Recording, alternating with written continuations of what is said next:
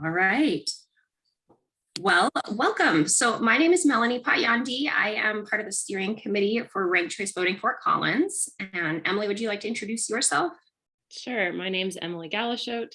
I'm also part of Ranked Choice Voting for Fort Collins. And today we're going to do a little bit of an overview just of what ranked choice voting is, and we will have question time at the end. I get very distracted if you put things in the chat. However, feel free to put things in the chat because I know sometimes it's hard to hold on to your thoughts for half an hour. So if you've got really burning questions, feel free to put those in the chat.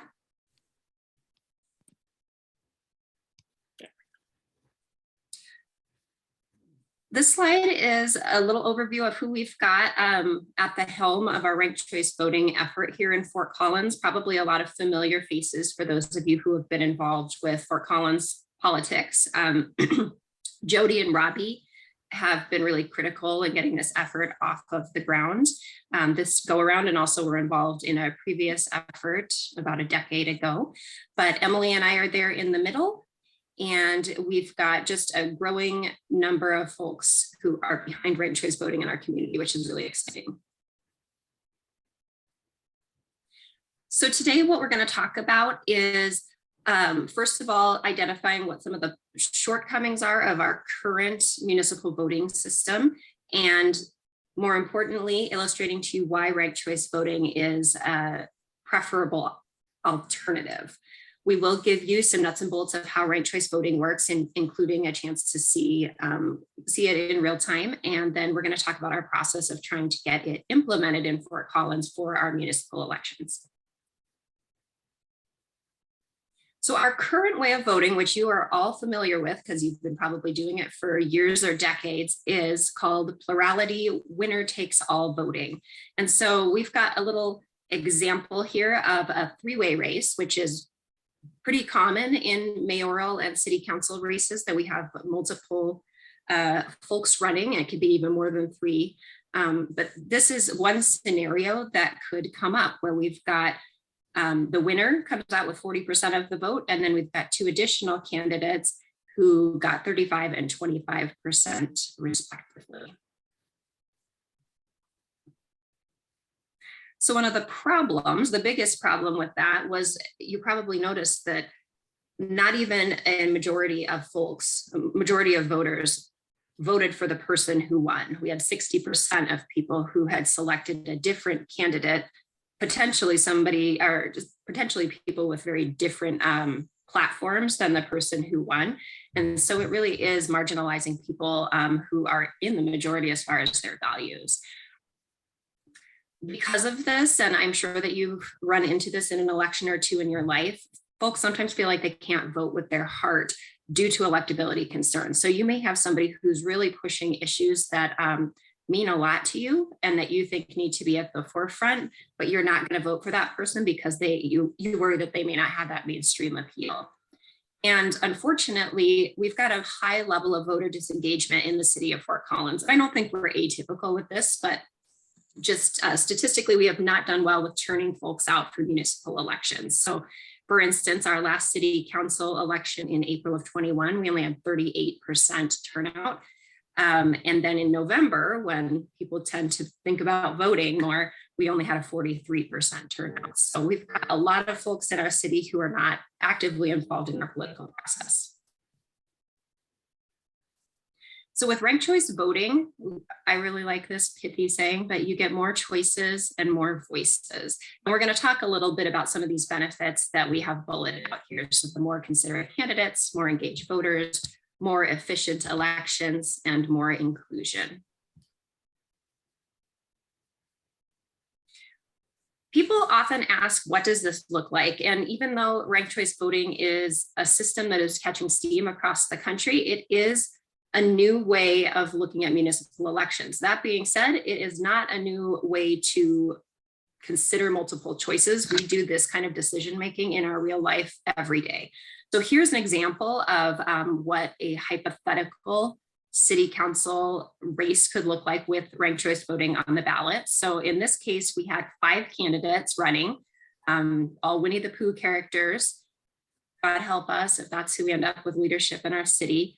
But in this case, if I am voting for these folks, I think that Eeyore is the candidate of my heart. I enjoy his emotional investment in city politics. He's going to be my first choice. I would fill in my first choice bubble. If I can't have Eeyore, I think Winnie the Pooh would be a nice alternative. He's a proven leader within this crew. Piglet would be the person that I like slightly less, but I find Piglet to be palatable. I'm not really that into Tigger. And then Rue is really just a candidate that I can tolerate. He's okay. I think he's a little young for the job, you know, still being a baby, and he's my fifth choice. And if I didn't like Rue, I may leave it off altogether if I think he's totally unfit for office since he's a toddler.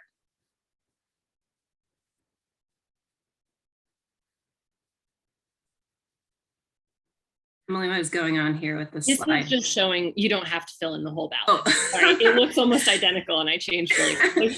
I was like, something changed, but I'm not understanding what it is. So yeah, so if truly I'm a voter who is like, Eeyore and Winnie the Pooh are the only people that I either know anything about and feel comfortable voting for, or the only ones that I find to be suitable leaders at all, I could choose to vote for only those two and leave the other muckety mucks off of the ballot.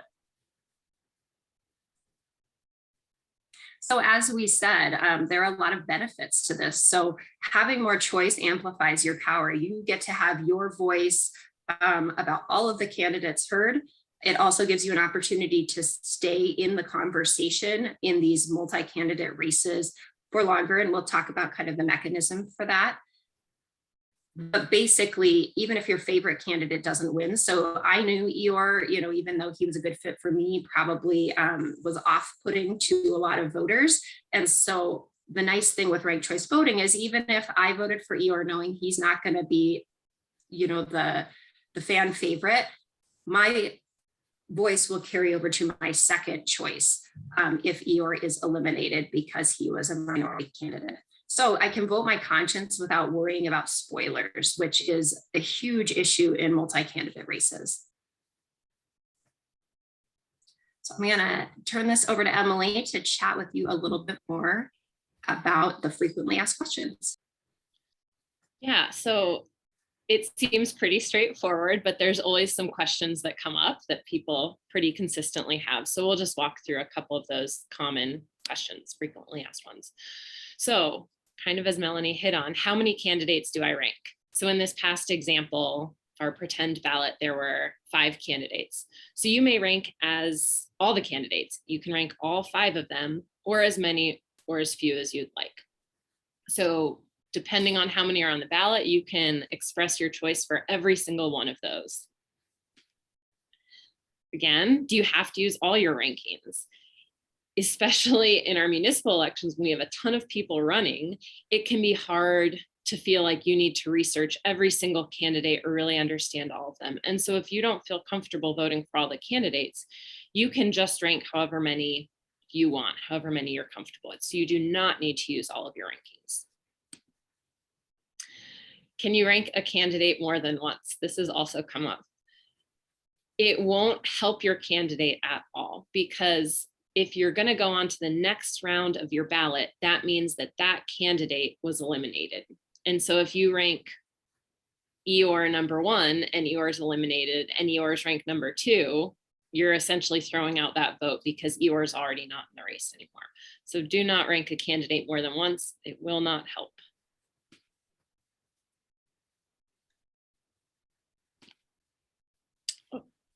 There we go. Does it hurt my favorite candidate to have a second choice?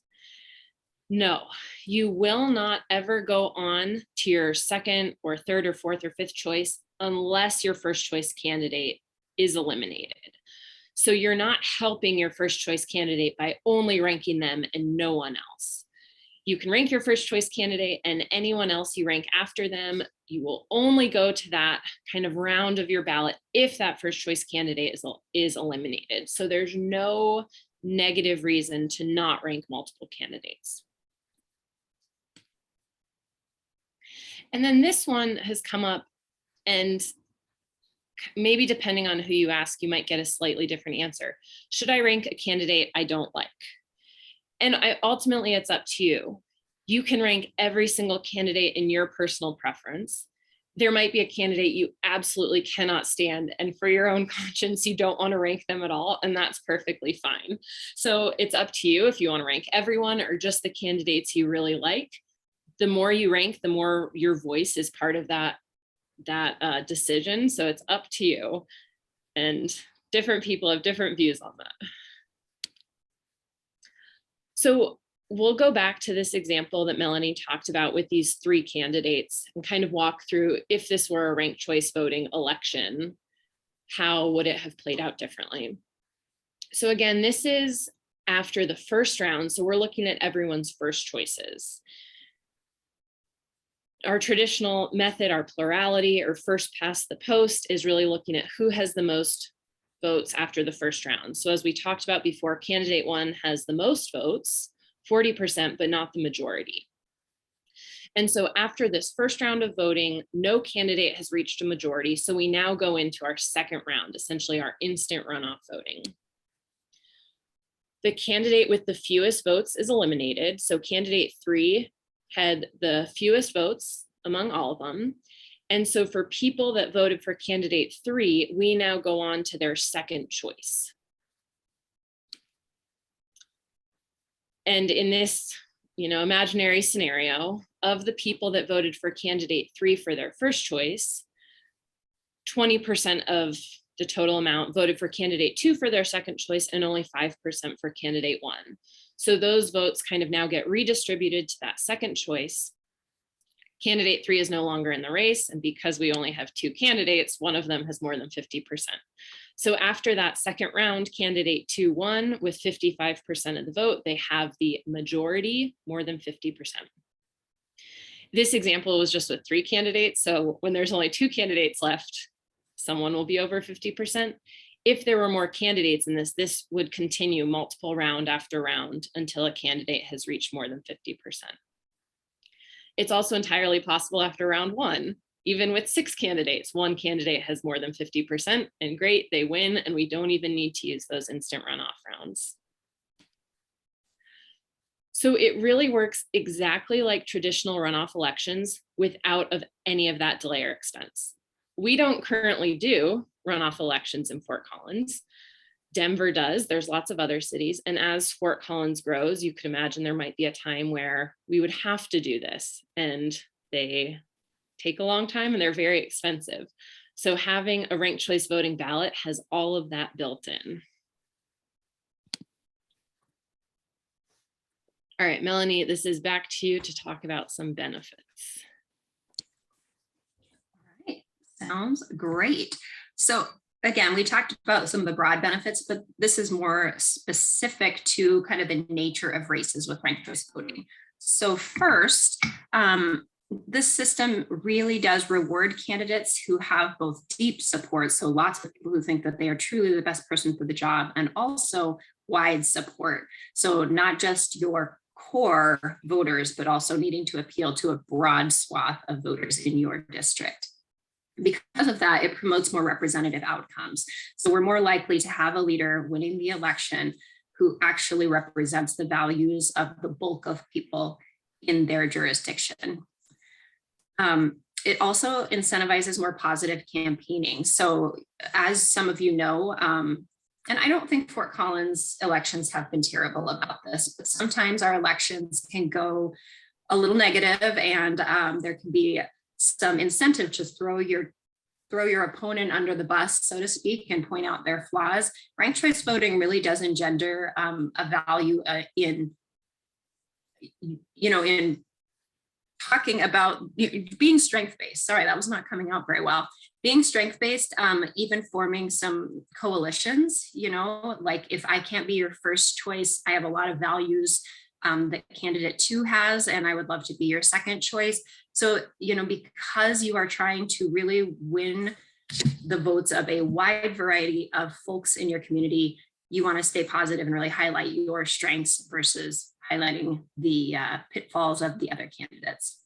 We talked about the elimination of spoilers. And it's also a more inclusive practice. So it's one that invites more people to the table. And I think a lot of us would agree that having more voices and more choices in an election really does make it feel like a more approachable governmental system, and also might make people more likely to vote. Especially with, or specifically to the representation issue, ranked choice voting has been shown to improve representation for both women and people of color, both folks who decide to throw their hat into the ring and also those who are eventually elected. As Emily mentioned, it eliminates both primary and runoff elections, neither of which we currently have. But as you know, Fort Collins is a growing city, and we have more and more people who are wanting to run for city government. And so, that is a possibility down the line that we might need to pursue. And if we have ranked choice voting in place, neither of those would be a necessity. Spoilers again, but my personal opinion, I've run for city council, is nobody should feel ashamed to run for city government. That should be something that you feel empowered to do because you care about your city and you have a viewpoint that you think is important. And I think that's a wonderful value. Unfortunately, our plurality system does not support candidates who are not mainstream or skilled campaigners, and oftentimes they're shamed as spoilers. And like I said, it encourages inclusive campaigns. So not only with the kinds of candidates, but also you need to reach outside your base. So for instance, when I ran for city council, I got a very tailored list of folks who had the same values as me, tended to vote the same way as me, and those are who I reached out to. With ranked choice voting, I would have been compelled to seek support from more people within my district.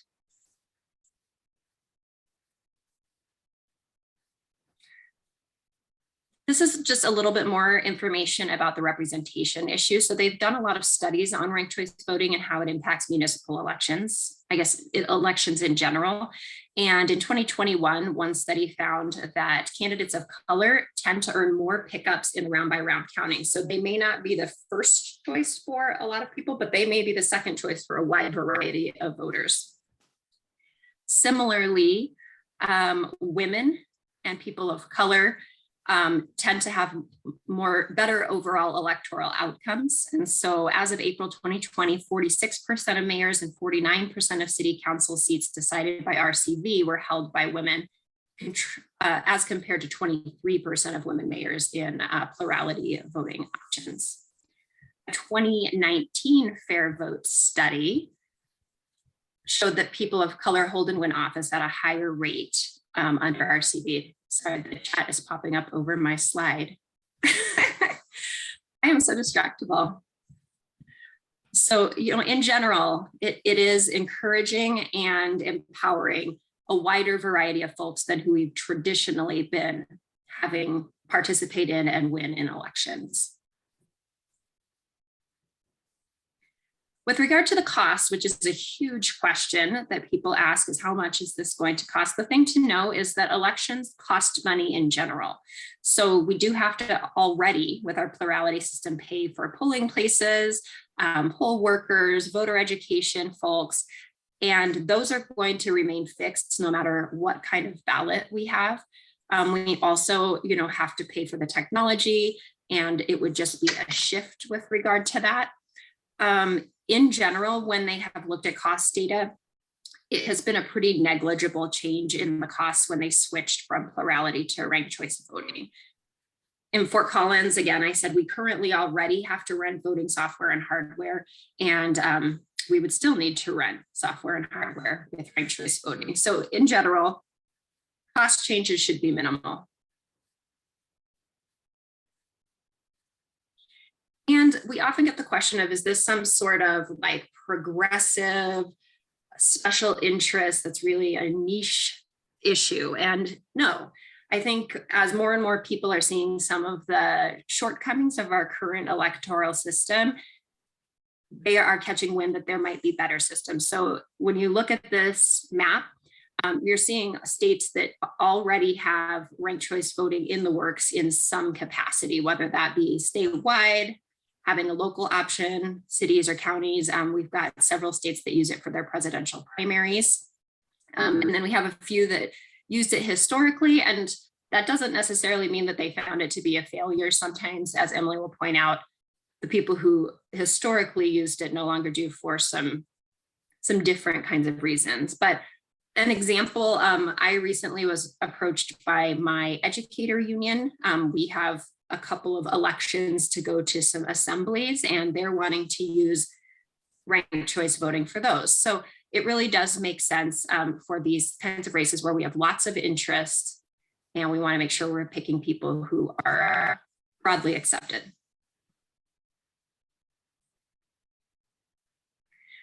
So Emily and I have done quite a few of these presentations, and one of the big questions that always pops up when it's rolled out tends to be, do people understand it? Is it too hard? Are people going to be overwhelmed? In general, the answer is no, they won't be confused. Yes, they will understand it. They've done some exit polls and some follow-up polls where people say, yeah, I understood the ballot very well.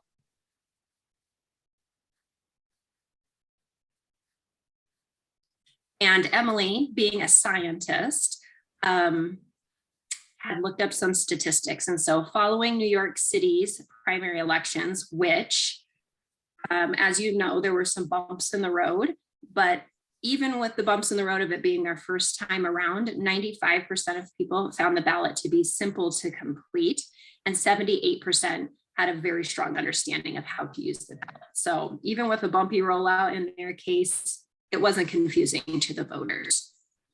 Similarly, in both Maine and Santa Fe, folks really did feel like they understood how to use their ballot. Do voters like RCV? When they've done the same kinds of follow-ups, people have said, yeah, I feel satisfied with this voting method. Do they really like it? So here are the stats. So you see some pretty high percentages of people who said, let's use this again. I liked it. It made sense. I'm satisfied. Santa Fe, New York, and Maine.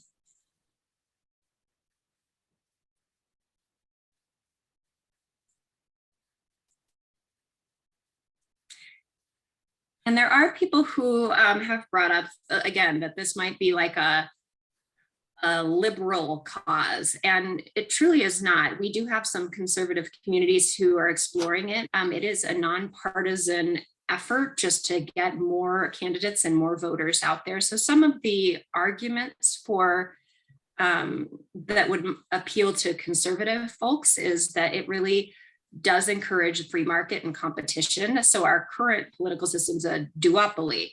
So there is an artificially higher barrier to entry. Not everybody feels that they have a place at the table. And that's at odds with the free market. You know, you would argue if you are somebody who's into the free market, that more folks at the table is better. You have more choices as a consumer, and that competition will push people to be better. RCV also is not just like throwing the baby out with the bathwater. It is an incremental change. And so it is prudent, and it also improves access for diverse conservative voices in the Republican Party. So in communities where you have a lot of conservative voices, with ranked choice voting, you would be less likely to get ones that were highly polarized, and you might be able to invite some more moderate conservative voices to the table as well to appeal to a wider variety of conservative voters. Right, Emily. So I'm going to talk about now focusing back into Colorado and what we're hoping to do here locally. So you might have noticed on our map from a few slides back, Colorado is purple, where we currently have ranked choice voting at the city or county level. If we zoom in, you can see just all the places that have this or are planning on doing it. So Carbondale, Telluride, and Basalt have had ranked choice voting kind of available for quite a while now. Boulder this past year voted that residents will elect their mayor using ranked choice voting starting in 2023. So I know Fort Collins and Boulder like to compare itself to each other. And so Boulder's done it. We should absolutely be doing it as well. Broomfield, really excitingly, just voted to use ranked choice voting in all their municipal elections. And so that was referred to the ballot this past November, they had a really quick turnaround from when it got on the ballot to the actual election. And so they did a lot of work educating voters in that time. And even with that tight window, voters decided that they want to use ranked choice voting to elect their council. Denver has runoff races, and they take a lot of time and a lot of money to conduct. I don't remember the numbers, but I know it's very expensive. And so the Denver clerk and recorder recommends that the city council consider it, because it's the clerk and recorder that kind of has to deal with these quick turnarounds and all the cost associated with it. So they recognize that if the city had ranked choice voting, it would make everything a lot better. And then Colorado Springs is also starting to consider it. So again, this is not just some liberal thing. It's better for representation regardless of what city you're in. So this is already clearly taking off and has been in some places around in Colorado for quite a while. Last year, there was also a bill that passed for ranked choice voting in nonpartisan elections. So our municipal elections are nonpartisan. A bunch of those others we just mentioned are as well. I will note that our current mayor, Jenny Arndt, was an original bill sponsor of this back when she was still in the House last year. And so this law, or this bill, would make it easier for cities that want to implement ranked choice voting to actually do it. So cities have already been allowed to do ranked choice voting, but few do, because you often rely on your county clerk to administer those elections, and that takes resources to learn and the software and all of that. And so this bill would make it easier for cities to opt into ranked choice voting by giving that technical support through their county clerk's office. So the fact that this bill passed, I think we'll probably see a bit of maybe a snowball where lots of cities now have this support to make it easier to do this. So, I hope a couple of years, lots of cities across Colorado will be doing it. So as we think about how this would actually happen, one of the questions is, well, are we actually prepared to do a ranked choice voting election? And so the Ranked Choice Voting Resource Center, which is part of the Election Administration Resource Center, does these state readiness assessments, and they do them for all states. And from the 2021 edition, which came out at the end of last year, they look for each state within each county, and they evaluate ballot design, ballot counting, centralization, voting machines. It's incredibly in-depth, looking at all these different metrics. And for Colorado, they found that 95% of Colorado counties have modern ranked choice voting capable voting equipment. And that includes Larimer County. So it's not like this would be some massive overhaul and we just wouldn't possibly be prepared. This is something that Colorado, and especially Larimer County, which Fort Collins is in, is ready to do. So to talk a little bit about what we actually kind of envision this timeline and our hope to be for this locally in Fort Collins. So we're now in February 2022, which is always shocking. We've, as a group, been kind of doing this since, I think, May of last year. And so we've been doing a lot of organizing and educating and kind of planning. Our goal is to get ranked choice voting on the ballot for this upcoming November election. And we want it to be on the ballot so that voters can decide that they want to use ranked choice voting in future elections for our municipal races specifically. So the goal is get it on the ballot for November 2022, with the hope then being that for our next municipal elections, we can use ranked choice voting to elect those members of council. That would be either in April 2023, which is when our current elections are planned for and when we usually have them in April of odd years. Council is considering possibly moving those elections to November of even years or odd years. Unclear, but regardless, we want the next time we vote for our council members to get to use ranked choice voting to doing that, possibly as early as April 2023. So that's the time frame we're working on. The next is like, how does this actually work? How do we make this happen? So this has been a topic of conversation at the Election Code Committee. So Mayor Arndt and council members Tricia Canonico and Kelly Olson are the council people on that committee, and they discuss everything related to elections. And so they've been talking about this for many, many months. It's been a big priority issue for them.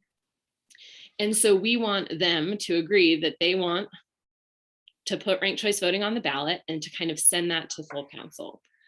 I will note that on February 28th, which is an upcoming Monday, they're having another election code committee meeting, and they always take public comment. And so if you want to just tell them, and I'll put it once we're done recording, the link in the chat.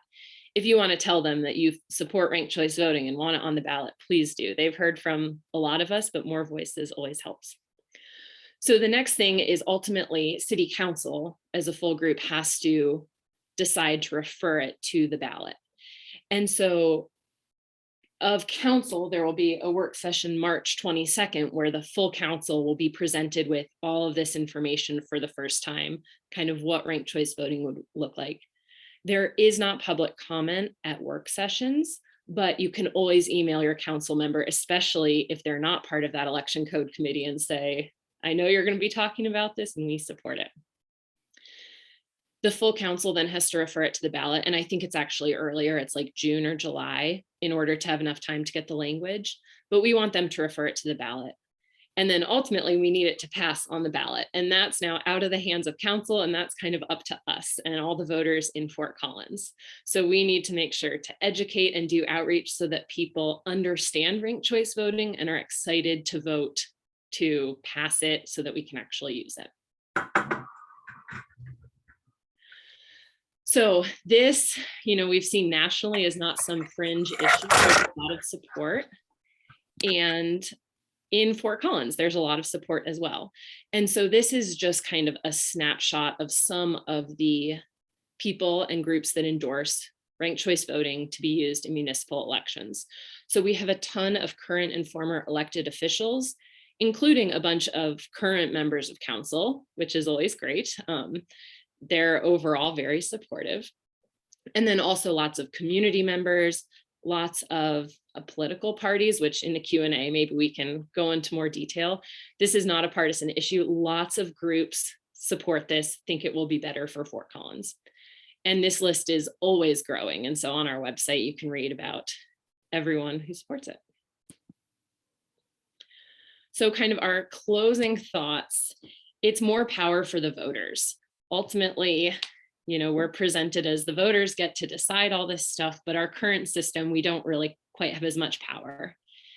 And so with ranked choice voting, by ranking, you don't need to worry about accidentally helping elect someone that you don't support, someone being elected with less than a majority, which has happened in Fort Collins municipal races. It happened recently and it's happened historically.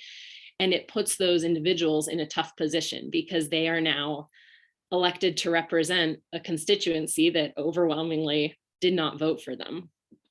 You don't have to worry about wasting your vote or splitting your vote. And I think a lot of these things are the reasons why we have not great voter turnout in the first place. So again, you get to vote for your preference, not against your least favorite. You have mayor and council that actually represent the majority of their constituency. Positive campaigns, and ultimately more voice, more choice. So I mentioned a few opportunities, but if you want to support ranked choice voting for Fort Collins and you want to see this happen for our municipal elections, you can tell city leaders that you want them to refer ranked choice voting to the ballot. There's been a lot of work already collecting postcards and stuff, so they know this is supported, but they don't want to put something on the ballot that's going to fail horribly. That's probably not going to look good.